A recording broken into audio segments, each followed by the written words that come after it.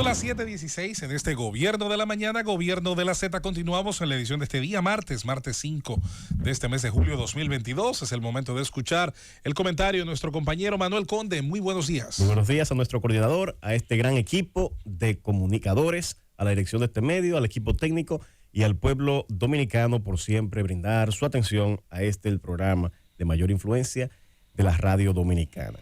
Señores, en estos últimos meses, diríamos, se han impulsado investigaciones que han sacado conclusiones que nos llaman a la reflexión como sociedad. Yo he sido constante en mis posiciones en cuanto a este tema de la corrupción al decir que cuando se verifican estos actos o se investigan y se sacan conclusiones contundentes que hacen presumir con mucha probabilidad que las personas señaladas participaron en actos de corrupción, la que fracasa es la sociedad. No es motivo de celebración para nadie. Hay quienes se llenan de euforia, se llenan de alegría, celebran, y hay quienes hasta llegan a orgasmos cuando se señalan a ciertas personas o a ciertos sectores. Yo lo veo desde el punto de vista positivo porque la corrupción es un cáncer que afecta a todo el tejido social, nos afecta a todos.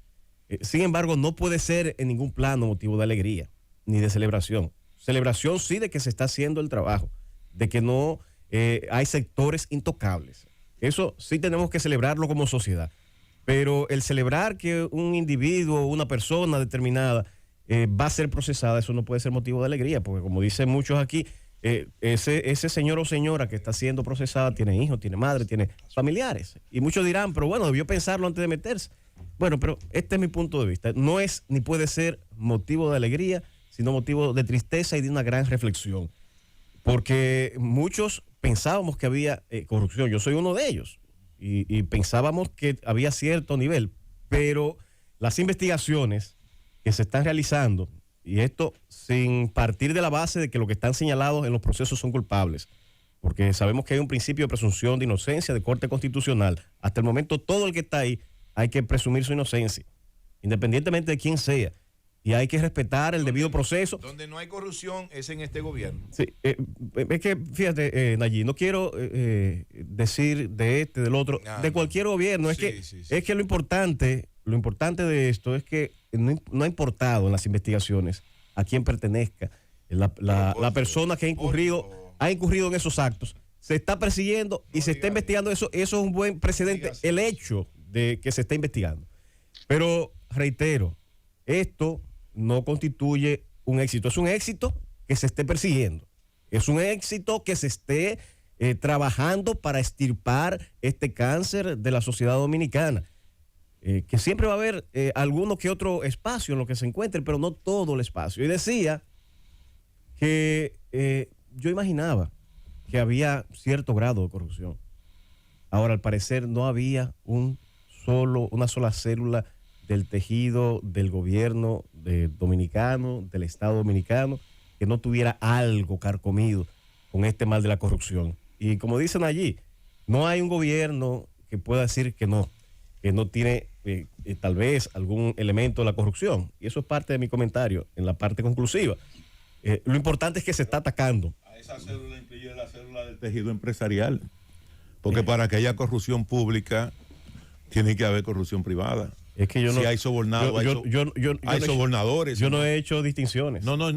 A lo que me refiero es a la célula del tejido social, que es un complemento entre el tejido empresarial de la República Dominicana, que insisto, es el que más se ha beneficiado de la corrupción administrativa, y funcionarios corruptos del pasado, del antepasado y del presente gobierno. Pero, muy bien, estoy totalmente de acuerdo. Y lo bueno de estos procesos es que eso se ha detectado. Pero lo que yo digo, esa corrupción existía, estaba ahí. ¿Dónde estaban los controles del Estado para identificarla, perseguirla y sancionarla en tiempo oportuno y no permitir que siguiera calando? Y la respuesta es que esos controles se hacían de la vista gorda, porque una parte, quizá no toda, pero una parte importante de esos recursos que se sacaban del Estado eran parte de un plan para sacar recursos, para mantenerse en el poder y llevar campañas que todos veíamos, unas campañas excepcionales con unos ribetes prácticamente de espectáculos que se protagonizaron a lo largo y ancho del país. Esos recursos uno se preguntaba ¿de dónde es que vienen? ¿Cuáles son esos empresarios que hacen estos grandes aportes? Bueno, pues ahí al parecer se le da una cierta explicación de dónde provenían esos recursos y por qué no había ningún tipo de límite. Habría que preguntarle a Macarrulla los aportes que hizo a la campaña del 1916. Bueno, que se le pregunte y se le diga a quien sea, y que se investigue, que se busque a quien sea. Claro. Y que se establezcan responsabilidades en este o en cualquier otro gobierno. Y en eso entiendo que se está sentando un precedente importante. Aquí no es que se hable o se refiera a corrupto del ayer, del presente o del futuro, no importa de quién. Y en ese orden, y en esto soy cauto, llevándome a veces de la recomendación de nuestro querido coordinador José Luis Mendoza, de elevar a la categoría de la perfección en la alabanza a algún estamento, alguna institución del Estado que esté haciendo un buen o un gran trabajo, como es el caso del Ministerio Público. Pero sí, en este caso hay que felicitar la labor del Ministerio Público, que está cumpliendo con su deber, que está cumpliendo con las funciones que la ley y la Constitución le tiene asignado, sí, pero lo está haciendo con celo, lo está haciendo con dedicación, lo está haciendo con denuedo. Y eso hay que valorarlo. Ha generado acciones paradigmáticas en el orden social.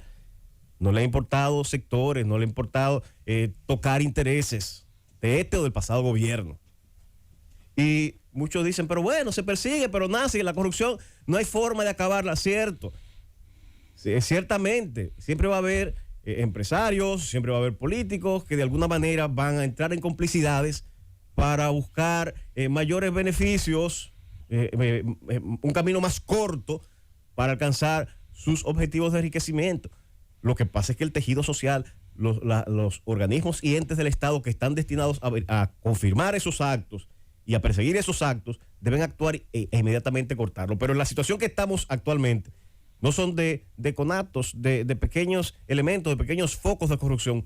Fue todo el tejido social que se corrompió, una buena parte del tejido social que se corrompió y que incurrió en esas actuaciones. Y la intervención que ha tenido que hacer, en este caso el Ministerio Público, en esta cirugía, ha sido una intervención mayor. Sí, pero yo quiero hacerte una intervención, una observación ahí. Los pobres no se beneficiaron de eso, muy por el contrario. O sea, no fue todo el tejido social. Mira, no fue todo el tejido social que se corrompió con la corrupción. Mira, cuando aquí se benefició de la corrupción quienes siempre se han beneficiado de la corrupción. Depende también la definición que se tenga de corrupción, porque si la corrupción se queda solamente en el ámbito donde muchos millones pueden ser aprovechados por un funcionario, por un sobornante, por un contratante, puede que sí, pero si le llamamos corrupción a otros elementos que ocurren tal vez en ámbitos más bajos donde también hay una violación y un beneficio, óyeme, el soborno ocurre hasta por multas del tráfico. Definitivamente que sí, hay una cultura de corrupción aunque no haya beneficios millonarios. Sí, pero una cosa es la cultura de corrupción que puede tener una sociedad en un momento determinado donde las reglas se convierten prácticamente en el diario vivir, y otra cosa es cuando tú tienes un nivel de corrupción tan alto en una clase política y empresarial. Ya esos son escalas, entonces, ¿tan alto o tan bajo? No, pero si hablamos de corrupción. Yo no creo, podré estar equivocado, de lo personal, no creo que todo el tejido social de la República Dominicana, como dice Conde, esté afectado y permeado por el tema de la corrupción. Gracias por la corrección. Yo no creo en eso. Gracias por la corrección y vamos a matizarlo porque tienes razón en ese aspecto. No vamos a decir que todo, pero una parte muy importante. Ni siquiera los propios partidos políticos. Pero déjame decirte algo. Hay tal vez situaciones en las que se produce la normalización de la corrupción a un nivel tal que se entiende como la conducta natural. Y es también corrupción cuando tú hablas de los sectores humildes, cuando tú cambias tu voto por un picapollo, por un favor, y tú dirás, no me voy a dejar morir de hambre, pero sí. Y una parte de esos recursos que se robaron se dedicaron a acciones de campaña. O sea, el culpable de que tú vayas, el culpable de que vaya un político corrupto a explotar la miseria humana de un sector del campo de la ciudad, El culpable es el que vive abajo sumergido en la miseria. Bueno, yo no voy a dejar que el propio sistema no le da ni siquiera la oportunidad para comer y poner un pan en la mesa en la mañana. No voy a dejar que desvíe el comentario hacia No, pero entonces eso es lo que tú estás interpretando lo que tú quieres decir. Es que eso es lo que tú me estás planteando. Lo que estoy claramente señalando es que este cáncer, que es el cáncer de la corrupción, llegó a niveles exorbitantes, que afectó una parte importante del tejido social. Ahora todo está bien. Que se están tomando las acciones del lugar para perseguirlo, para extirparlo del sistema. Y que, reitero, no debe detenerse en las investigaciones de casos anteriores o de personas que participaron en casos anteriores, aunque es más fácil investigar ya lo consumado. Si hay procesos de personas hay casos que se han que están participando en el presente, que se investigue, que se tome las acciones. Pero no hay nadie que le meta el pico a Supérate. Y que se denuncie. Entonces, no aparece un ministerio público independiente que le meta el pico a Supérate. En ese orden, quiero señalar que... Sí, de 6 colmaderos. En ese orden quiero señalar... De 6 colmaderos.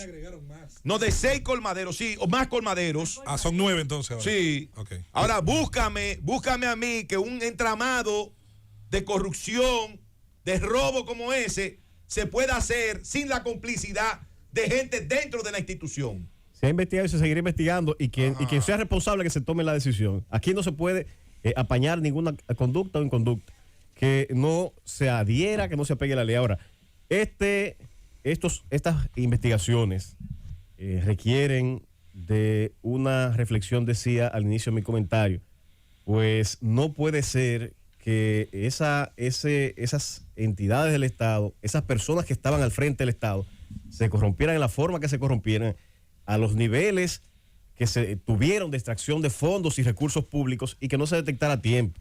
Se requiere una revisión de esos mecanismos de control que no funcionaron.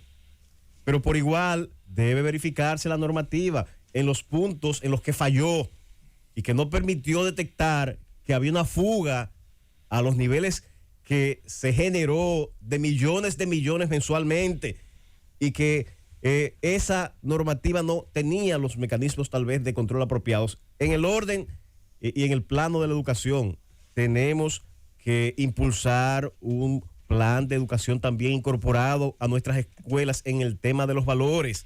Ayer Susana hacía un comentario y quizás al principio no la entendía, refiriéndose a una entidad educativa vinculada a la iglesia, pero sí ciertamente tiene su incidencia en el orden de que debe trabajarse en la educación en valores. En otro orden, y ya finalmente, se requiere en la República Dominicana de una reflexión respecto a nuestra misma normativa del Código Procesal Penal. Nuestro Código Procesal Penal, que ha sido muy criticado, a veces es demasiado exigente en cuanto a los plazos que se tienen disponibles para hacer las investigaciones, y estos procesos lo han sometido a un estrés especial. Yo entiendo que también esa normativa debe flexibilizarse para casos tan complejos como los que ha investigado el Ministerio Público y que requieren tal vez de un tiempo mayor para poder hacer las presentaciones que han hecho. Fíjese, este expediente, el último que se ha presentado, que es el de Medusa, tiene más de 12,000 páginas. 12,000 páginas. Calcule que usted lee 60 páginas por hora. 60 páginas por hora. Si usted lee 60 páginas por hora, póngale 12 horas dedicadas a ese expediente. Lee aproximadamente 720 páginas en un día. ¿Cuántos días debe dedicarle una persona solamente para leer esas páginas y poderse defender o presentar prueba en defensa? Pero ¿cuánto le costó a ese Ministerio Público poder redactar y recoger la prueba vinculada a ese expediente? Entonces yo entiendo que también esa normativa que ha sido sometida a estrés con estos grandes expedientes requiere una reflexión para poder garantizar el debido proceso, permitir primero hacer investigaciones sólidas como las que se han hecho en condiciones excepcionalísimas, con un Ministerio Público dedicado casi las 24 horas a trabajar esos expedientes, pero también para permitir que los miembros de la defensa puedan articular una efectiva defensa en estos casos tan complejos. Llévatelo, Cundo.